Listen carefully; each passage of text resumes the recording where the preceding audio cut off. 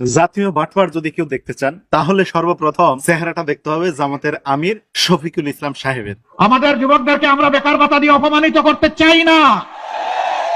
এতেও যদি আপনার মন না ভরে, সেকেন্ড টাইমে আপনার দেখতে হবে জাতীয় বাটপার হিসেবে জামাতের সেক্রেটারি জেনারেল গোলাম পরোয়ার সাহেবকে। বেকার যুবকদেরকে আপনারা শফিকুর রহমান সাহেব আপনি জামাত বলেছেন বেকারদেরকে আমরা বেকার ভাতা দেবো ইনশাআল্লাহ। জামাতের আমির বক্তব্য দিয়েছে আমরা বেকারদেরকে ভাতা দিয়ে তাদেরকেও অসম্মানিত করতে পারি না, তারা বেকারদেরকে ভাতা দিতে চায় না। আবার পরক্ষণে জামাতের সেক্রেটারি জেনারেল বক্তব্য দিয়েছে তারা ক্ষমতায় আসলে নাকি বেকারদেরকে চাকরি দিবে। ঠিক আছে, যদি না পারে তাহলে কি করবে? না পারলে বেকারদেরকে ভাতা দিবে, সেটা নাকি বলছে জামাতের আমির। তাহলে এই যে দুইটা কথার মধ্যে সাংঘর্ষিক আপনারা খুঁজে পাইছেন তো। এবার আসেন আরেকটি কথায়।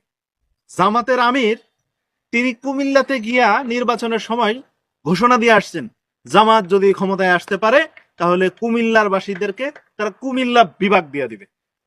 আবার সেই দিনই বিকালবেলা কুমিল্লা থেকে ফেরত গিয়ে নোয়াখালীতে গিয়ে সেখানে বিশাল মহাসমাবেশে জামাতের আমির তিনি নিজেই ঘোষণা দিয়ে আসছেন যদি জামাত ক্ষমতায় আসতে পারতো তাহলে নাকি তারা নোয়াখালীতেও বিভাগ করে দিবেন। প্রশ্নের জায়গা হলো চট্টগ্রাম বিভাগ ভাঙলেন, আপনি কয়টা বিভাগ করবেন? কুমিল্লা, নোয়াখালী, চট্টগ্রাম, তিনটা না তো। আপনি চাইছেন চট্টগ্রাম বিভাগ ভাঙ্গা একটা বিভাগ করতে, সেই জায়গায় পাশাপাশি দুইটা জেলাকে আপনি ঘোষণা দিয়ে আসলেন নোয়াখালী বিভাগ হবে, কুমিল্লা বিভাগ হবে। বাহ, কি চমৎকার! কুমিল্লাতেও মোলা জুলাইলেন, নোয়াখালীতেও মোলা জুলাইলেন। বিশ্ব বাটপার যদি কাউরে খেতাব দিতে হয় তাহলে জামাতের আমির এবং জামাতের সেক্রেটারি জেনারেল মাওলানা গোলাম পরোয়ার এই দুই ব্যক্তিকে দিতে হবে। তাদের কথার মধ্যে কোনো ভারসাম্য নেই।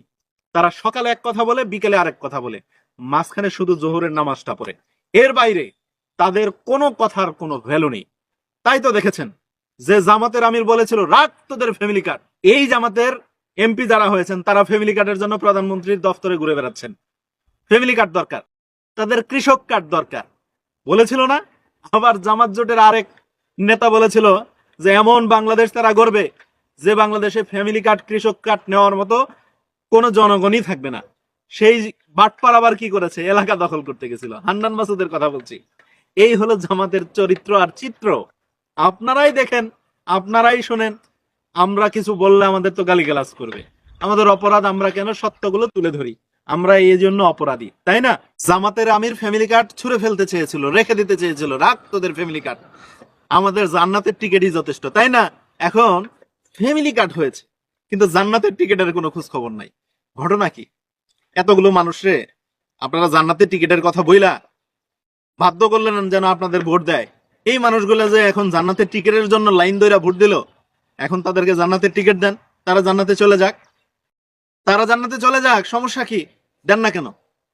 কত বড় বাটপাড়ার সিটার হইলে এই ধরনের বক্তব্য দিতে পারে? একটু খেয়াল করে শুনবেন।